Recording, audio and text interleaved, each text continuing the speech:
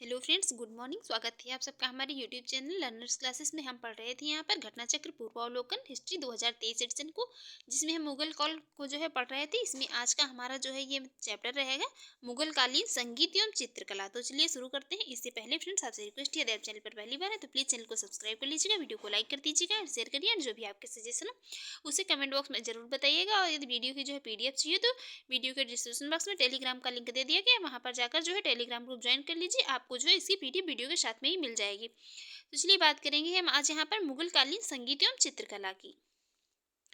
मुगल चित्रों में जो है तो मुगल चित्रों में युद्ध दृश्य और पशु पक्षी और प्राकृतिक दृश्य व दरबारी विषयों से संबंधित जो भी मतलब चित्रण है जो चित्र है उनका चित्रण किया गया है। युद्ध दृश्य संबंधी पशु पक्षियों और ये प्राकृतिक दृश्य व दरबारी विषयों से संबंधित चित्रों का चित्रण किया गया है, जो भी मुगल काल की चित्रकला है। चित्रकला के क्षेत्र में मुगल शैली का प्रारंभ जो है ये हुमायूं के द्वारा किया गया था। चित्रकला के क्षेत्र में मुगल शैली का प्रारंभ हुमायूं के द्वारा किया गया था और मुगल चित्रकला की नींव हुमायूं के शासनकाल में ही पड़ी थी। हुमायूं के शासनकाल में चित्रकला की नींव पड़ी थी और अपने निर्वासन काल में उसने जो है मीर सैयद अली और ख्वाजा अब्दुल समद नामक दो फारसी चित्रकारों की ये सेवाएं मतलब प्राप्त की थी, जिनके द्वारा ही क्या है मुगल चित्रकला की शुरुआत की गई थी। इन दो चित्रकारों के द्वारा मीर सैयद अली और ख्वाजा अब्दुल समद के द्वारा ही चित्रकला की मतलब मुगल चित्रकला की शुरुआत की गई थी। अकबर ने अपने अनेक ग्रंथों को चित्रित करवाया था। इसने सर्वप्रथम दास्तान अमीर हमजा है। इसमें इसमें क्या है ये सर्वप्रथम जो है तो ये दास्तान अमीर हमजा है। पहले सैयद अली तथा बाद में अब्दुल समद की देखरेख में ये प्राय कितने 50 चित्रकारों ने इसे तैयार करने में हिस्सा लिया था और इसमें करीब जो है कितने 1400 चित्र हैं। यह ग्रंथ कौन सी भाषा का है तो फारसी, मतलब यह ग्रंथ फारसी नायक अमीर हमजा मुहम्मद साहब के चाचा के ये वीरतापूर्ण जो भी कारनामे थे इनका है। अब ये मोहम्मद साहब मतलब ये फारसी ग्रंथ है। फारसी मतलब ये फारसी नायक अमीर हमजा ये मोहम्मद साहब के जो चाचा थे इनके जो भी मतलब वीरतापूर्ण कारनामे थे मतलब उनका उल्लेख किया गया है इसमें। आगे बात करेंगे यहाँ पर मुगल चित्रकला जहांगीर के शासनकाल में अपने शिखर पर पहुंची थी। मुगल चित्रकला जो थी तो ये जहांगीर के शासनकाल में अपने शिखर पर पहुंची थी। और जहांगीर जो था तो वो चित्रकला का बहुत बड़ा मतलब ये कुशल पारखी भी था। जहांगीर के दरबार में सुप्रसिद्ध चित्रकारों में थे अबुल हसन, जिनको नादिर उल जमा की उपाधि मतलब ये दी गई थी। दूसरे थे उस्ताद मंसूर, जिनको नादिर उल असर की उपाधि प्रदान की गई थी। फारूक बेग, अकारिजा, मोहम्मद नादिर, मोहम्मद मुराद, मनोहर माधव मतलब ये भी जो है चित्रकार थे। अबुल हसन जो था तो इसने जो है जहांगीर के सिंहासनारोहण का एक चित्र बनाया था। इसमें जहांगीर की आत्मकथा जो तुजु के बाबरी के मुख्य पृष्ठ पर लगाया था। अबुल हसन जो था तो जब ये मतलब जहांगीर ने मतलब अपना सिंहासन ग्रहण किया था तो उसका एक चित्र बनाया था और उसी ये तुजु के बाबरी जहांगीर की आत्मकथा है उसके मुख्य पृष्ठ पर इसको लगाया था। इस प्रकार जहांगीर के काल को जो है मुगल चित्रकला का स्वर्ण युग कहा जाता है। मुगल चित्रकला का स्वर्ण युग कहा जाता है जहांगीर के शासनकाल को। पहाड़ी school, Rajput school, Mughal school और ये कांगड़ा स्कूल मध्यकालीन चित्रकला की ये विभिन्न शैलियां हैं। औरंगजेब ने संगीत को इस्लाम विरोधी मानकर उस पर पाबंदी लगा दी थी, परंतु उसी के काल में फारसी भाषा में भारतीय शास्त्रीय संगीत पर जो है सर्वाधिक पुस्तकें लिखी गई। और औरंगजेब जो था तो ये संगीत विरोधी होने के बावजूद स्वयं एक जो है कुशल बीणा वादक था। कुशल मतलब बीणा वादक था, लेकिन ये संगीत विरोधी था। कौन? औरंगजेब। ये तोड़ी राग जो है प्रातःकालीन गाया जाने वाला राग है। तोड़ी राग जो है तो ये प्रातःकालीन गाया जाने वाला राग है। यह राजदरबारों में भाटों एवं चारणों के द्वारा गाया जाता था। स्वामी हरिदास ने ब्रज भाषा में अनेक ये ध्रुपद की रचना की है। वे गायन और वादन जो है दोनों कलाओं में प्रवीण थे। इनके अनेक शिष्य थे, जिनमें थे कौन? तानसेन, बैजू बावरा, गोपाल नायक एवं मदन लाल के नाम से मतलब ये उल्लेखनीय थे। आगे बात करेंगे यहाँ पर अकबर के शासनकाल के दौरान तानसेन और स्वामी हरिदास ये प्रमुख जो थे ध्रुपद गायक थे। तानसेन अकबर के ये दरबार का प्रसिद्ध मतलब संगीतज्ञ था। आगे यहाँ पर बात करेंगे था। और ये तानसेन का मूल नाम जो था ये रामतनु पांडे था। तानसेन का मूल नाम जो था तो रामतनु पांडे था। वह अकबर के नवरत्नों में से एक था। और अकबर के दरबार में आने से पहले तानसेन जो है तो ये रीवा के राजा रामचंद्र के दरबार में था, जहाँ से अकबर ने उसे अपने दरबार में बुलवाया था और बहुत उच्च स्थान प्रदान किया था इसको। अकबर ने तानसेन को जो है अकबर जो था तो इसने तानसेन को ये कंठाभरण वाणी विलास ये एक मतलब उपाधि दी थी किसको? तानसेन को अकबर ने कंठाभरण, वाणी विलास तथा मियाँ की उपाधि प्रदान की थी। विलास खां जहांगीर के दरबार का यह प्रमुख संगीतज्ञ था और शाहजहां के दरबार में शाहजहां के ये दरबार के जो प्रमुख गायक थे वो थे जगन्नाथ, रामदास, सुखसेन, सूरसेन, लाल खां, दुरंग खां आदि ये सभी थे।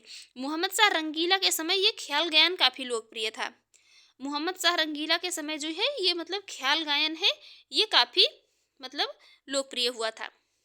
राजस्थान की प्रसिद्ध किशनगढ़ शैली जो है तो चित्रकला से संबंधित है। यह शैली अपने जो है श्रृंगारिक चित्रों के लिए संपूर्ण भारत में ये जानी जाती है और किशनगढ़ के राजा थे सामंत सिंह श्रृंगारी प्रिय एवं अच्छे साहित्यकार थे जो कि नागरीदास के नाम से प्रसिद्ध थे। बनी ठनी राधा का सौंदर्य इनके काव्य का आधार है और इस शैली के प्रमुख कलाकार हैं अमीरचंद, छोटू, भवानीदास, निहाल चंद, सीताराम आदि हैं। और बनी ठनी का जो ये मतलब प्रसिद्ध चित्र था, बनी ठनी का प्रसिद्ध चित्र निहाल चंद ने बनाया था जो कि किशनगढ़ शैली में है। किसमें? तो किशनगढ़ शैली में है।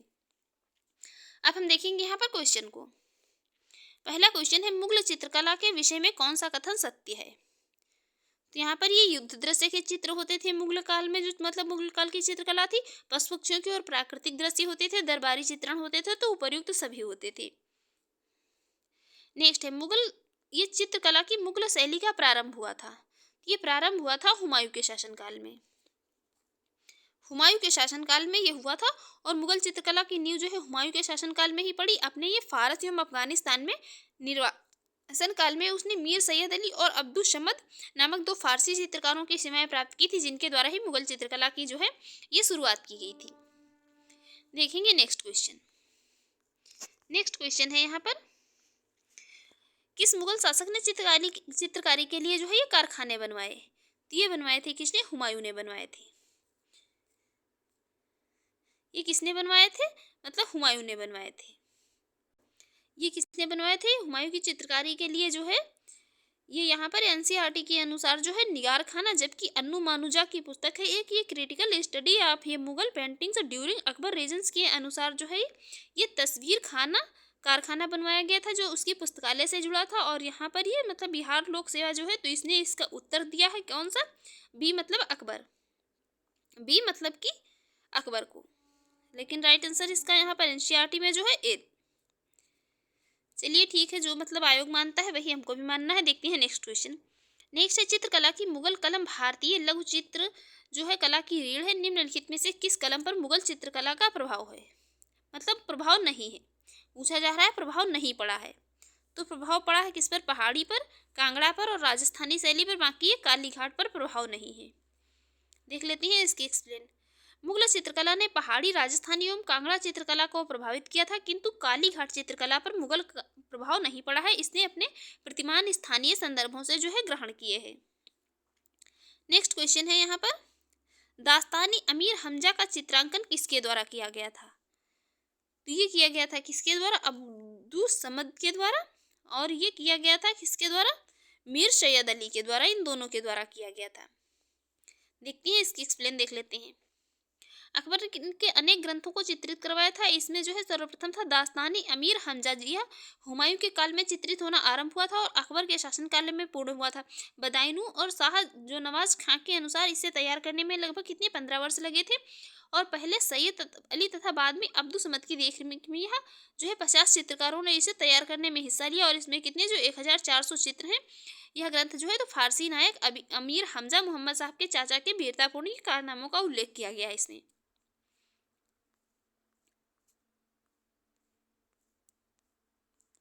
देखेंगे नेक्स्ट क्वेश्चन। नेक्स्ट क्वेश्चन है यहाँ पर ये दसवंत और बसावन प्रसिद्ध चित्रकार जो थे ये मुगल सम्राट के राज दरबारी थे। तो ये दरबारी थे किसके? दशवंत और वसावन ये अकबर के। ये दरबारी थे किसके? अकबर के। देख लेते हैं इसकी एक्सप्लेन। ये दसवंत और बसावन अकबरकालीन चित्रकार थे। जो दसवंत जो ये कहार का बेटा था कि मतलब काम से अकबर मतलब इसके काम से इतना प्रभावित हुआ कि उसने अपने समय के इसे अग्रणी चित्रकार बनने में सहयोग दिया किंतु बाद में यह महान चित्रकार मानसिक रूप से विक्षिप्त हो गया और 1584 ईस्वी में इसने जो है अपनी आत्महत्या कर ली थी।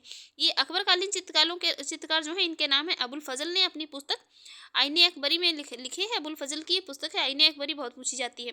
दसवंत, बसावन, केशवलाल, मुकुंद, मिस्किन, फारूक, जगन, महेश, खेमकरण, तारा, शामल और हरिवंश ये सभी थे अकबर के समय के चित्रकार। नेक्स्ट बात करेंगे यहाँ पर यूरोपियन पेंटिंग्स का प्रवेश जो है किसके दरबार में हुआ था? ये हुआ था अकबर के दरबार में। यूरोपियन पेंटिंग की बात हो रही है इसकी, जिनमें मतलब चित्रकारों की दो विशेषताएं इसमें ग्रहण की गई थी। पहली थी वो व्यक्ति विशेष का चित्रण और दूसरी थी दृश्य में आगे दिखने वाली वस्तुओं को छोटे आकार में बनाना। देखेंगे नेक्स्ट क्वेश्चन। नेक्स्ट है यहाँ पर मतलब चित्रकार दिए गए हैं, बताना है कौन जहांगीर के समय के चित्रकार थे। तो जहांगीर के समय के चित्रकार जो थे वो थे कौन? जहांगीर के समय के चित्रकार देख लेते हैं कौन कौन से थे। अब्दुल हसन, ये अबुल हसन, उस्ताद मंसूर, फारूक बेग, बिशनदास, अक्का रिजा, मोहम्मद नादिर, मोहम्मद मुराद, मनोहर माधव तथा गोवर्धन जहांगीर के समय की ये मतलब जो भी थे ये सभी जहांगीर के समय के प्रमुख चित्रकार थे। और बाकी ये मीर सैयद अली और अब्दुल समद जो था ये हुमायूं के समय के मुगल चित्रकला के मतलब आधारशिला रखी थी इन्होंने हुमायूं के समय में। नेक्स्ट है यहाँ पर मुगल चित्रकला ने जो है किसके शासनकाल में उन्नति की थी? मुगल चित्रकला ने किसके शासनकाल में उन्नति की थी? तो ये उन्नति की थी किसके? जहांगीर के समय में। देख लेते हैं इसकी एक्सप्लेन। मुगल चित्रकला जहांगीर के काल में अपने शिखर पर पहुंच गई थी, जहां चित्रकला का ये जहांगीर जो है चित्रकला का कुशल पारखी था और मुगल शैली में मनुष्यों का चित्र बनाते समय एक ही चित्र में विभिन्न चित्रकारों द्वारा मुख, शरीर तथा पैरों को चित्रित करने का रिवाज था। और जहांगीर का दावा था कि वह किसी भी चित्र में विभिन्न चित्रकारों के अलग अलग योगदान को पहचान सकता था। शिकार, युद्ध तथा राज दरबार के दृश्यों को चित्रित करने के अलावा जहांगीर के काल में मनुष्यों तथा जानवरों के चित्रों को बनाने की कला में विशेष प्रगति हुई थी। अबुल हसन ने जहांगीर के ये सिंहासन आरोहण का एक चित्र बनाया था जिसे जहांगीर की आत्मकथा तुजू की जहांगीरी के मुख्य पृष्ठ पर लगा दिया गया था और इसी कारण जो है जहांगीर के काल को मुगल चित्रकला का स्वर्ण युग कहा जाता था। नेक्स्ट है यहाँ पर जहांगीर ने मुख्यतः निम्नलिखित में से किस कला को संरक्षण दिया था? ये दिया था किसको? चित्रकला को। नेक्स्ट देखेंगे इनमें से किस मुगल सम्राट ने सचित्र पांडुलिपियों से ध्यान हटाकर चित्राधाम ये जो चित्राधार एल्बम और वैयक्तिक ये रूप चित्रों पर अधिक मतलब जोर दिया था? ये दिया था किसने? जहांगीर ने। देख लेते हैं इसकी एक्सप्लेन। ये हुमायूं के समय में ही मुगलों ने चित्रकला में अभिरुचि दिखाई और हुमायूं और अकबर के समय में चित्रकारी के तहत जो है मुख्यतः सचित्र पुस्तकों, पांडुलिपियों तथा मतलब यथा क्या ये तूतीनामा, रज्मनामा, अनवार ये सुहेली आदि में प्राकृतिक दृश्यों, ज्यामितियों, दरबार और शिकार के दृश्यों का अंकन किया गया। इसके विपरीत जहांगीर ने छवि चित्रण को सर्वाधिक महत्व दिया था। जहांगीर जो था उसने छवि चित्रण को सर्वाधिक में महत्व दिया था। स्वयं जहांगीर ने अकेले या नूरजहां के साथ फारस के सम्राट, दरबारियों, पशु-पक्षियों आदि के अनेक जो है वैयक्तिक रूप चित्र बनवाए और अनेक चित्राधारों एल्बम का निर्माण करवाया। नेक्स्ट है यहाँ पर ये पहाड़ी school, Rajput school, Mughal school और कांगड़ा स्कूल निम्नलिखित में से किस कला की विभिन्न शैलियों को ये दर्शित करते हैं? तो ये दर्शित करते हैं किसको? चित्रकला को। ये जो है 17वीं से 19वीं शताब्दी के दौरान पहाड़ी चित्रकला का विकास पश्चिमी हिमालय क्षेत्र के ये विभिन्न पहाड़ी शहरों जैसे बसोहली, गुलेर, कांगड़ा, कुल्लू, चंबा आदि में हुआ था। नेक्स्ट है किशनगढ़ शैली किस कला के लिए प्रसिद्ध है? किशनगढ़ शैली, तो ये किशनगढ़ शैली चित्रकला के लिए प्रसिद्ध है। किसके लिए? चित्रकला के लिए। यह शैली अपने जो है श्रृंगारी चित्रों के लिए संपूर्ण भारत में जानी जाती है। कौन? किशनगढ़ शैली। नेक्स्ट निम्नलिखित में से कौन सा एक संगीत वाद्य बजाने में औरंगजेब की दक्षता थी? तो औरंगजेब जो ना सितार बजाते थे, ना पखावज बजाते थे, तो बीना बजाते थे। देखेंगे नेक्स्ट क्वेश्चन। नेक्स्ट क्वेश्चन है यहाँ पर प्रातः काल में गाया जाने वाला राग था। तो ये राग जो है तोड़ी राग गाया जाता था प्रातः काल या राज दरबारों में जो है भाटोर चारणों के द्वारा गाया जाता था। नेक्स्ट क्वेश्चन है यहाँ पर तानसेन, बैजू बावरा और गोपाल नायक जैसे संगीतज्ञों ने स्वामी हरिदास से प्रशिक्षण प्राप्त किया था और स्वामी हरिदास के अनुयायियों ने कितने संगीत अर्चना केंद्र स्थापित किए थे? 5 संगीत अर्चना केंद्र जो है स्थापित किए गए थे। ये जो हरिदास संप्रदाय के संगीत अर्चना केंद्रों की संख्या थी 5 थी। स्वामी हरिदास ने ब्रज भाषा में अनेक ध्रुपदों की रचना की और उन्हें गीय रूप दिया। वे गायन और वादन दोनों कलाओं में प्रवीण थी। इनके अनेक शिष्य थे, जिनमें थी तानसेन, बैजू बावरा, गोपाल नायक, मदन लाल जो है आदि थे। मतलब नेक्स्ट यहाँ पर मियाँ तानसेन के संदर्भ में निम्नलिखित में से कौन सा कथन सही नहीं है। पूछा जा रहा है कौन सा कथन सही नहीं है। पहला, सम्राट अकबर द्वारा इन्हें उपाधि तानसेन दी गई थी, तो ये सम्राट अकबर के द्वारा ना देकर दी गई थी किसके द्वारा, ये दी गई थी किसके द्वारा, यह इन्हें तानसेन की उपाधि जो है ग्वालियर रीवा के राजा ने दी थी, ना कि किसने, अकबर ने। मुगल बादशाह अकबर ने उन्हें मियाँ की उपाधि प्रदान की थी। कौन सी, मियाँ की उपाधि प्रदान की थी। देखेंगे नेक्स्ट क्वेश्चन। नेक्स्ट क्वेश्चन है यहाँ पर, अकबर के शासनकाल में ध्रुपद गायकों में सम्मिलित थे। अकबर के शासनकाल में ध्रुपद गायकों में कौन सम्मिलित था, तो सम्मिलित थे कौन, तानसेन और हरिदास। बाकी ना सूरदास और बिलास खां ये नहीं सम्मिलित थे। देख लेते हैं नेक्स्ट क्वेश्चन। प्रसिद्ध तानसेन का मकबरा स्थित है। प्रसिद्ध तानसेन, इनका मकबरा कहाँ स्थित है, ग्वालियर में। और अभी एक जो है करंट का क्वेश्चन है, मतलब संगीत शहर किसे घोषित किया गया है, कमेंट बॉक्स में बताइए, जो है पूछा जा सकता है, इंपॉर्टेंट है। संगीत शहर और साहित्य शहर। नेक्स्ट क्वेश्चन देखेंगे। तानसेन अकबर के दरबार के प्रसिद्ध संगीतज्ञ थे। इनका जो है मूल नाम था रामतनु पांडे था। वह अकबर के नवरत्नों में से एक थी। अकबर के दरबार में आने से पहले वो तानसेन रीवा भाटा क्षेत्र के राजा रामचंद्र के दरबार में थे, जहां से अकबर ने उन्हें अपने दरबार में बुलवाया और बहुत उच्च स्थान प्रदान किया। अकबर ने तानसेन को कंठाभरण, वाणी विलास तथा मियाँ की उपाधि प्रदान की थी।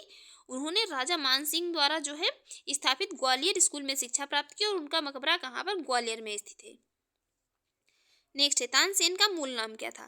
तानसेन जो थी इनका मूल नाम था रामतनु पांडे। नेक्स्ट देखेंगे, निम्नलिखित राजाओं में से किसने अकबर के पूर्व तानसेन को संरक्षण दिया था। तानसेन को संरक्षण देने वाले थे अकबर के पूर्व भाटा का राजा रामचंद्र सिंह ने दिया था। देखेंगे नेक्स्ट क्वेश्चन।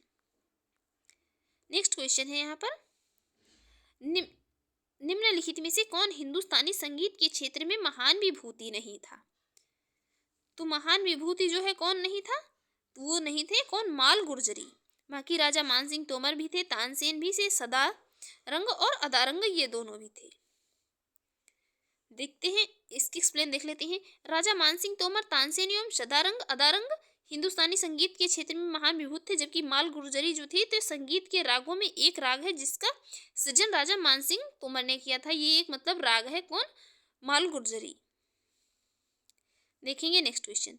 नेक्स्ट, निम्नलिखित में से किस मुगल शासक ने जो है ये लाला कलावंत से हिंदू संगीत की शिक्षा ली थी। ये ली थी किसने, अकबर ने। मुगल शासक अकबर जो है ये नगाड़ा बजाने में प्रवीण था। इसने जो है लाला कलावंत से हिंदू संगीत की शिक्षा ली थी। अब हम नेक्स्ट जो है चैप्टर है इसको देखेंगे। नेक्स्ट चैप्टर जो है वो है मुगलकालीन साहित्य। मुगलकालीन साहित्य देखते हैं। मुगलकालीन साहित्य, यहाँ से भी जो है मतलब बहुत क्वेश्चन बनते हैं मुगलकालीन साहित्य से भी। गुलबदन बेगम ये बाबर की पुत्री थी। इनका जन्म जो है तो 1523 ईस्वी में तथा मृत्यु कब हुई थी, 1603 ईस्वी में हुई थी। उसने अपनी जो है प्रसिद्ध रचना है इनकी एक हुमायूं नामा में ऐतिहासिक विवरण लिखी है। अकबर उसका बहुत सम्मान करता था। गुलबदन बेगम ने स्वयं लिखा है कि उसने अकबर के आदेश पर बाबर और हुमायूं का इतिहास अपनी स्मृति में लिखा था। गुलबदन बेगम ने अपनी इस रचना में हुमायूं और कामरान के मध्य जो है युद्ध का वर्णन किया था। आगे बात करेंगे यहाँ पर महम अनगा ने दिल्ली में पुराने किले के सामने जो है खैर उल मंजिल नामक मदरसे की खैर उल मंजिल नामक मदरसे की स्थापना कराई थी, जिसे मदरसा ये बेगम भी कहा जाता है। संस्कृत ग्रंथ हितोपदेश का जो है फारसी भाषा में अनुवाद कब, 1450 ईस्वी के आसपास ताजुद्दीन मुफ्ती और अल मलिकी द्वारा ये मुफरीह अल कुबाल नाम से किया गया था। कौन, मुफरीह अल कुबाल के नाम से किया गया था। और ताज अल दिन मुफ्ती जो था तो ये अल मलिकी को मतलब ही त्रुटिवश कुछ पुस्तकों में इसको ताजुल माली लिखा गया है। ये ताजुल माली तो खैर हाँ, ये क्वेश्चन में भी एक क्वेश्चन मतलब एग्जाम में भी एक बार पूछा गया था कि ताजुल माली जो है मतलब ये किसकी रचना। तो यहाँ पर हम देख लेते हैं मुगल कालीन की जो ये कुछ मतलब मुगल कालीन लेखक और उनकी कुछ पुस्तकें हैं। ये निजामुद्दीन की एक पुस्तक है तबकात अकबरी। निजामुद्दीन अहमद की जो पुस्तक है ये तबकात अकबरी है। दूसरी अब्बास खां शरवानी की पुस्तक है तारीख शेर शाही तोहफा ए अकबर शाही। और हसन निजामी की है ताजुल मासिर। ये बहुत पूछी जाती है, हसन निजामी की एक रचना है ये ताजुल मासिर। दूसरी है ख्वांद मीर की, तो ये कानून हुमायूनी। ख्वांद मीर की रचना है कानून हुमायूनी। भीमसेन की है नुस्खा ये दिलकुशा। नुस्खा ये दिलकुशा है भीमसेन की। मिर्जा मोहम्मद काजिम की है आलमगीरनामा। आलमगीरनामा मिर्जा मोहम्मद काजिम की। गुलाम हुसैन की है शियारुल मुतखरीन। शियारुल मुतखरीन है किसकी? गुलाम हुसैन की। मोहम्मद सालेह की है आलम सालेह। तो यहाँ सालेह सालेह से कनेक्ट करके जो है मतलब याद रख सकती है। मोहम्मद सालेह की आलम सालेह। इनायत खां की शाहजहांनामा है। चंद्रभान ब्रह्मन की है चहार चमन। ब्रह्मन की रचना है चहार चमन। और ये जो है मोदमिद खां की है इकबाल नामा ये जहांगीरी। मोदमिद खां की रचना है इकबाल नामा ये जहांगीरी। आगे यहाँ पर देखेंगे हम अब्दुल हामिद लाहौरी जो था। अब्दुल हामिद लाहौरी जो शाहजहां के शासनकाल का एक राजकीय इतिहासकार था। उसने अपनी एक पुस्तक ये पादशाहनामा में शाहजहां कालीन इतिहास का वर्णन किया है।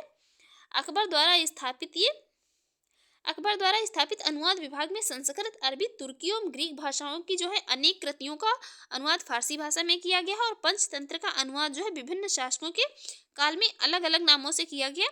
गजनवी काल में नसूरुल्लाह मुंशी सिराजी ने ये कलीला व दिमन्नाह बेहराम शाही के नाम से। सुल्तान हुसैन मिर्जा के काल में मुल्ला वाइज हुसैन कासफिये ने अनवारिय सुहेली, ये अनवारिय सुहेली वाला मतलब बहुत पूछा जाता है, तो अनवरिय सुहेली के नाम से। एवं अकबर के काल में ये तो अबुल फजल ने आयर दानिश के नाम से किया है किसका? पंचतंत्र का। अब यहाँ पर देख लेती हैं, आगे बात करेंगे अकबरनामा। अकबरनामा जो है तो अकबर के नवरत्नों में से एक अबुल फजल द्वारा अकबर के शासनकाल के आधिकारिक वृतांत के रूप में लिखा गया था। यह 3 भागों में है। इसका तीसरा भाग जो है तो ये आईने अकबरी है। इसका तीसरा भाग अकबरनामा का जो है तो ये आईने अकबरी कहलाता है। फारसी मुगलों की राजभाषा थी और राजकाल से संबंधित सभी कार्य जो है फारसी में ही संपन्न होते थे। सर्वप्रथम भारत में लाहौर फारसी साहित्य के विकास का केंद्र रहा था। और यहाँ पर जो नस्तालिक थी तो नस्तालिक के फारसी लिपि है जो मध्यकालीन भारत में प्रयुक्त होती थी। मुगल बादशाह औरंगजेब नस्तालिक तथा जो है ये शिकस्त लिखने में निपुण था। कौन? औरंगजेब। आगे यहाँ पर बात करेंगे, ये अजमेर की किशनगढ़ रियासत के राजा थे सामंत सिंह। ये 17वीं से 18वीं शताब्दी का जो है इनका अन्य नाम था नागरीदास। ये राधा का सेवक इन्हें कहा जाता था क्योंकि इन्होंने ही कृष्ण की प्रशंसा अपने छंद में लिखी। किशनगढ़ के शासकों ने निम्बार्क संप्रदाय को संरक्षण प्रदान किया था।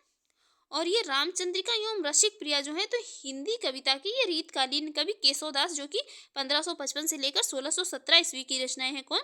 रामचंद्रिका एवं रसिक प्रिया, ये रीतकाल के कवि थे केशवदास। अब हम यहाँ पर देखेंगे वो क्वेश्चन को।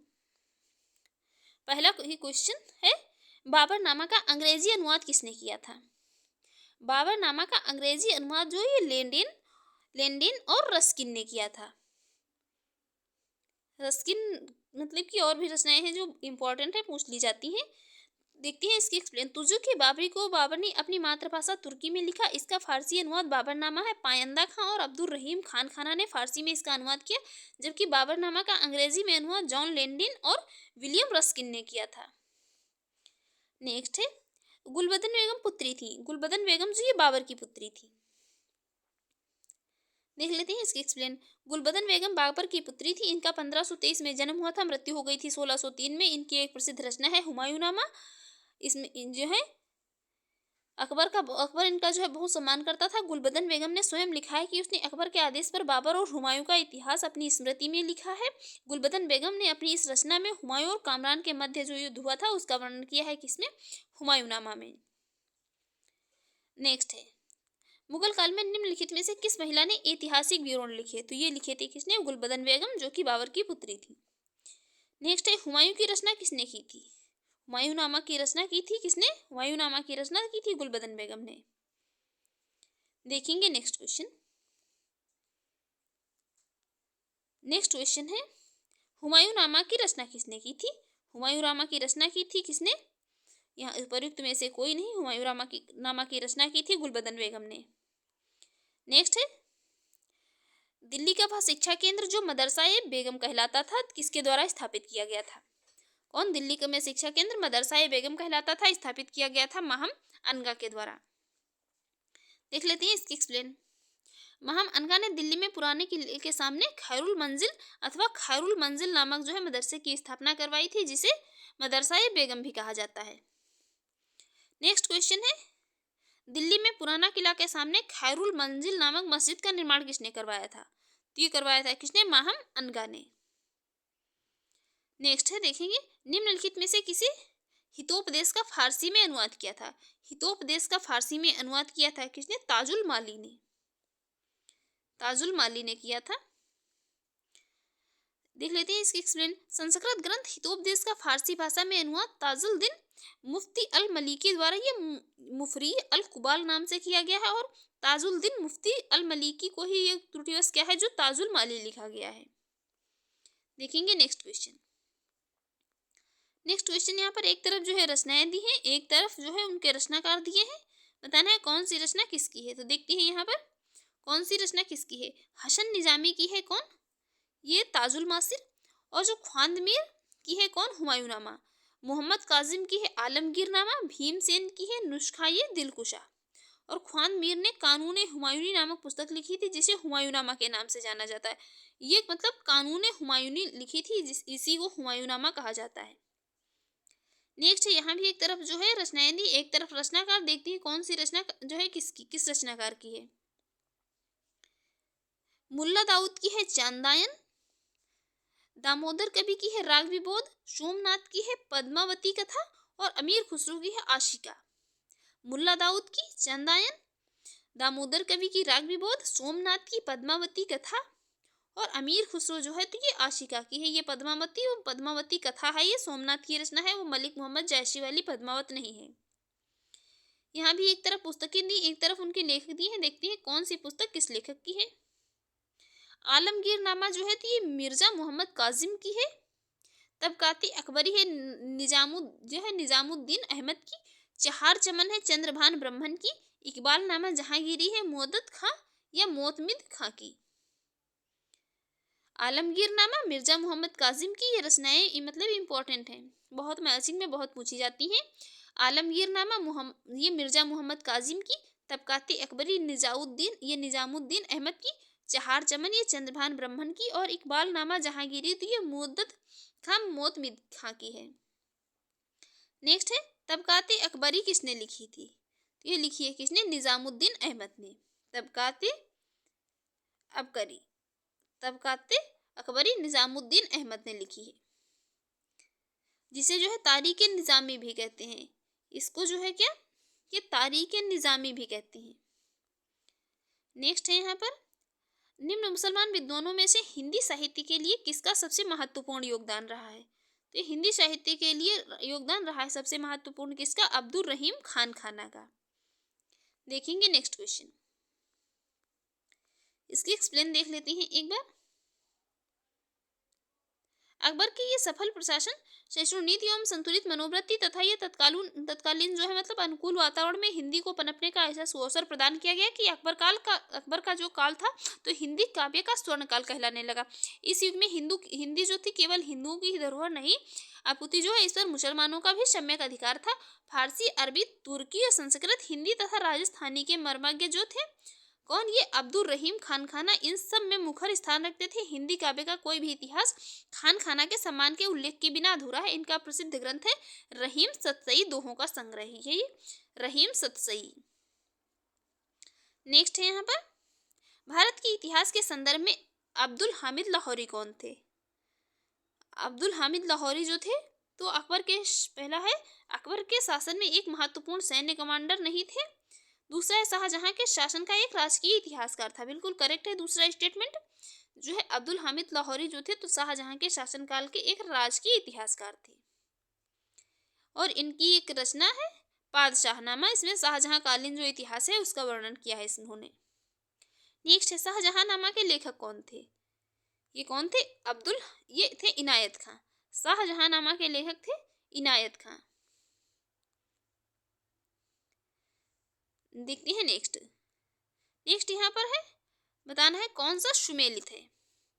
तो बाबर की रचना है तुजू के बाबरी, बाकी हुमायूं की हुमायूंनामा।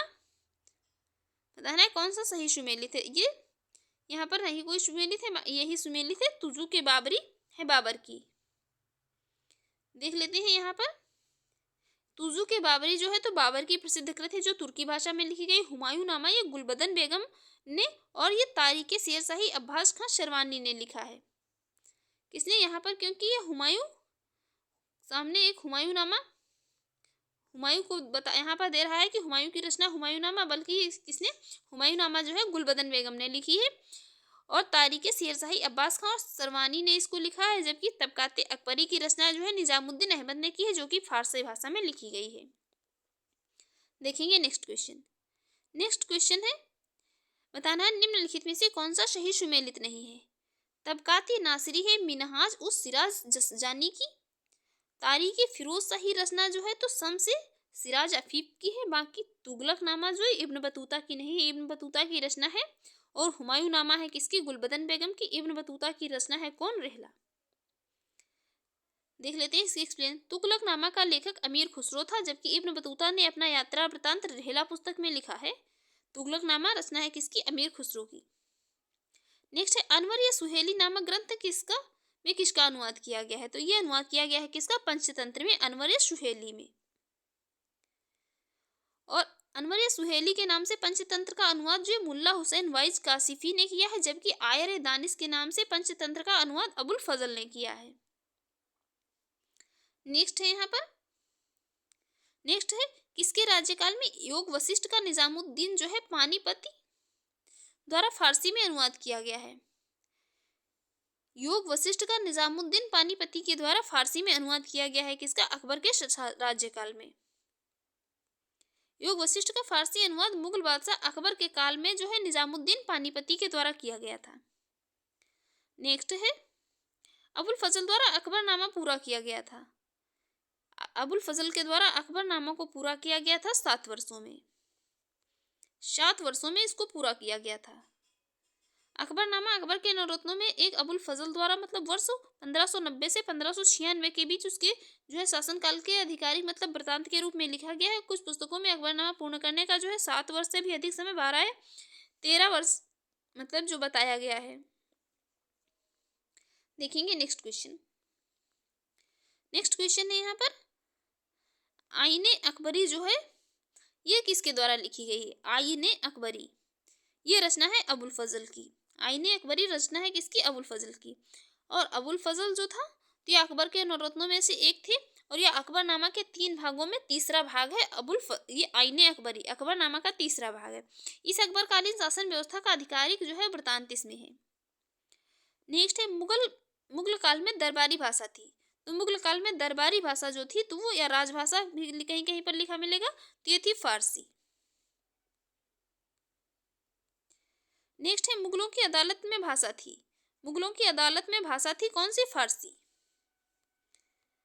देखते हैं इसकी एक्सप्लेन। मुगलों की राजभाषा मतलब ये फारसी मुगलों की राजभाषा थी। राजकाज से संबंधित सभी कार्य फारसी में ही संपन्न होते थे। भारत में फारसी साहित्य का विकास मुस्लिम विजेताओं के आगमन से प्रारंभ हुआ। यह प्रारंभ में शासक वर्ग तथा अमीर वर्ग की भाषा थी, और इसको उन्हीं का संरक्षण भी प्राप्त था। नेक्स्ट देखेंगे, मुगल कालीन ग्रंथ मासिर आलमगीरी किसकी रचना है? मुगल काल का ग्रंथ है मासिर आलमगीरी। ये रचना है किसकी? साकी मुस्तैद खां की। ये मासिर आलमगीरी रचना है साकी मुस्तैद खां की। यह फारसी भाषा में लिखित इस ग्रंथ से औरंगजेब के शासनकाल का विवरण प्राप्त होता है। देखेंगे नेक्स्ट क्वेश्चन है, एक तरफ यहाँ पर रचनाएं दी हैं, एक तरफ रचनाकार दिए हैं। देखेंगे कौन सी रचना जो है किस रचनाकार की है। भीमसेन कायस्थ की है तारीख दिलकुशा। चंद्रभान ब्राह्मण की है कौन? चहार चमन। ईश्वरदास नागर की है फुतुहात आलमगीरी। जो सुजान राय भंडारी की रचना है खुलासत उत तवारीफ। ये जो भी मतलब मुगल काल की रचनाएं हैं बहुत इंपॉर्टेंट है सभी। भीमसेन कायस्थ की है तारीख दिलकुशा। चंद्रभान ब्राह्मण की है चहार चमन। ईश्वर दास नागर की है फुतुहात आलमगीरी, सुजान राय भंडारी की है खुलासत उत तवारीख। नेक्स्ट यहाँ पर देखेंगे नस्तालिक है। नस्तालिक मतलब ये एक प्रकार की फारसी लिपि है जो मध्यकालीन भारत में प्रयुक्त होती थी, इसको कहते थे नस्तालिक। नस्तालीक एक फारसी लिपि थी जो मध्यकालीन भारत में प्रयुक्त होती थी। मुगल बादशाह औरंगजेब नस्तालीक तथा शिकस्त लिखने में निपुण था। नेक्स्ट है कवि हृदय राजा जिसने नागरी दास के नाम से कृष्ण की प्रशंसा में छंद लिखे थे, तो ये कौन थे? ये थे राजा सामंत सिंह। देख लेते हैं इसके एक्सप्लेन। ये अजमेरगढ़ की जो है किशनगढ़ ये रियासत के राजा थे। सामंत सिंह 17वीं से 18वीं सदी के। अन्य नाम इनका जो है नागरीदास राधा का सेवक था। इन्होंने ही कृष्ण की प्रशंसा में अपने छंद लिखे हैं। अब देखेंगे यहाँ पर नेक्स्ट और लास्ट क्वेश्चन है। क्वेश्चन है निम्नलिखित में से किस एक ने महत्वपूर्ण कृतियां जो है रामचंद्रिका और रसिक प्रिया की रचना की थी? रामचंद्रिका और रसिक प्रिया की रचना की थी किसने? केशवदास ने। रीतकालीन कवि थे और 1555 से लेकर 1617 ईस्वी में रचनाएं की थी। तो फ्रेंड्स आपको जो है हमारी आज से ये जो मुगल काल का मतलब टॉपिक हमारा चल रहा था ये खत्म हो गया है। अब हम इसमें जो है नेक्स्ट चैप्टर होगा, इसको नेक्स्ट वीडियो में देखेंगे। तो आपको अगर हमारी ये क्लास अच्छी लगी हो और आपके एग्जाम के लिए यूजफुल रही हो तो हमारे आप यूट्यूब चैनल पर पहली बार है तो जो प्लीज़ चैनल को सब्सक्राइब कर लीजिएगा, वीडियो को लाइक कर दीजिएगा एंड शेयर करिए। जो भी आपके सजेशन हो उसे कमेंट बॉक्स में ज़रूर बताइएगा। और जो है यदि जो है इसकी PDF चाहिए तो वीडियो के डिस्क्रिप्शन बॉक्स में टेलीग्राम का लिंक दिया गया, वहाँ पर जाकर टेलीग्राम ग्रुप ज्वाइन कर लीजिए। वहाँ पर जो है आपको इसकी PDF मिल जाएगी। Thanks for watching.